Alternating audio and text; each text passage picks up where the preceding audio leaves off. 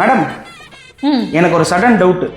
சொல்லுங்க. Daily class முடிஞ்சதுக்கு அப்புறமா நான் டெய்லி வந்துட்டு இங்க நம்மளோட கிளாஸ் ரூம்ல உட்காந்து ஃபுல் பேர் ஆக்டிவ் மக்கப் பண்ணி அப்படி மக்கப் பண்ணா நான் கண்டிப்பா ஜட்ஜ் ஆயிடுவேன்ல.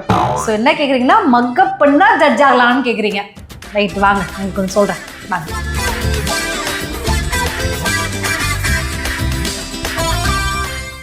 மக் அடிச்சா கண்டிப்பா ஜட்ஜ் ஆக முடியாது. ப்ரிலிம்ஸ் வேணா நம்ம பாஸ் பண்ணலாம். ஏன்னு சொல்றேன் பார்த்துக்கோங்க. நமக்கு மெயின்ஸ்ல ஜட்ஜ்மெண்ட் ரைட்டிங் இருக்கு. இந்த ஜட்ஜ்மெண்ட் ரைட்டிங் எப்படி எழுதணும் அப்படின்றதுக்கு புக்கே கிடையாது. தட்ஸ் வை நாங்கள் ஒரு ஃப்ரீ செமினார் கண்டக்ட் பண்ணுறோம்.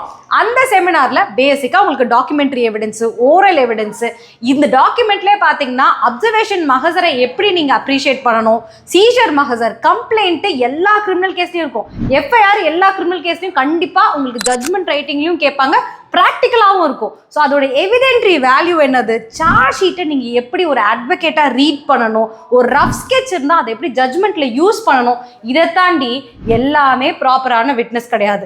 ஒரு சைல்டு விட்னஸ் இருந்தால் அதை எவ்வளோ ரிலை பண்ணலாம், ஹாஸ்டைல் விட்னஸ் இல்லாத ஜட்ஜ்மெண்ட் ரைட்டிங் கொஸ்டினே கிடையாது.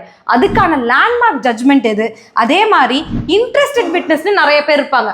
ப்ராக்டிக்கலாக நம்ம ஆர்கியூ பண்ணும்போது கூட இந்த இன்ட்ரெஸ்டட் விட்னஸை வச்சு நம்ம கேஸ் நடத்த முடியுமா, டெஸ்ட் ஐடென்டிஃபிகேஷன் பரேட் எப்பெல்லாம் வரலாம், எப்போ அதை கரெக்டாக கண்டக்ட் பண்ணுவாங்க அப்படின்னு மொத்தமாக சொல்லித்தரும்.